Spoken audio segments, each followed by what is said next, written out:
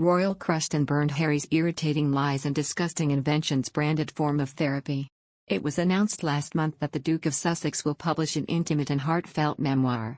The royal family is reportedly bracing itself for further tensions with their family members over in California. Prince William and Prince Charles are both reported to be concerned about the book, and were described as shaken by the announcement.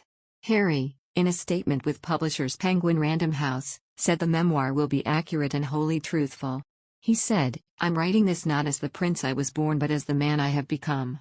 I've worn many hats over the years, both literally and figuratively, and my hope is that in telling my story, the highs and lows, the mistakes, the lessons learned, I can help show that no matter where we come from, we have more in common than we think." The book, however, is faced with enormous nervousness, likely due to the straight-talking approach shown by the prince in recent months. Harry is expected to cover his upbringing, his military and royal family careers, and his newfound role as a husband and father. The royal editor Russell Myers told that all members of the firm will be affected by the memoir. He said, "Nobody is going to come off unscathed here. Maybe this is some sort of therapy for Harry where he can unburden himself, but nobody in the royal family is going to come off unscathed. And that's why there is going to be such a degree of nervousness about this book.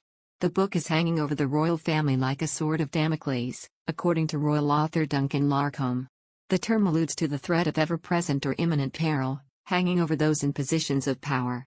Prince Harry has upset a lot of people inside the royal family after he erased the role his brother and father played in getting him into therapy for his mental health struggles.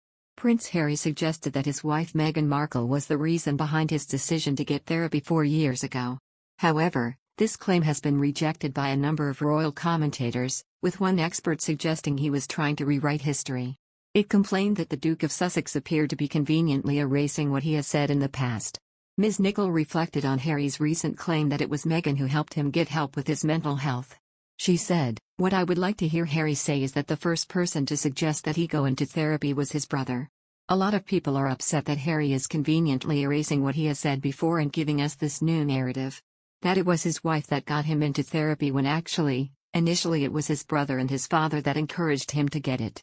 This echoes remarks from royal biographer Angela Levin, who suggested that Harry was not telling the truth about Meghan being behind his choice to get therapy.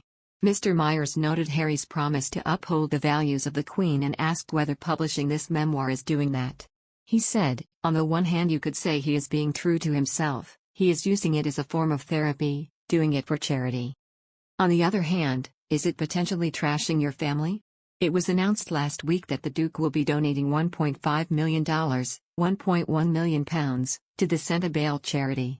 All proceeds from the memoir will go to charity, with Senta Bail the first of many recipients to be confirmed.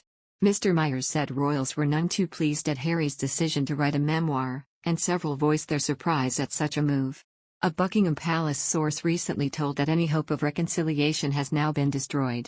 The source said, "This is the no-going-back moment, the final nail in the coffin of the royal family's relationship with Harry. The emotional turmoil as they wait over a year for publication is going to be torturous." The book, expected to be released in late 2022, threatens to overshadow the Queen's Platinum Jubilee. There will be a 4-day bank holiday weekend from June 2 to June 5, and a series of other events. The celebrations will mark the monarch's 70 years on the throne.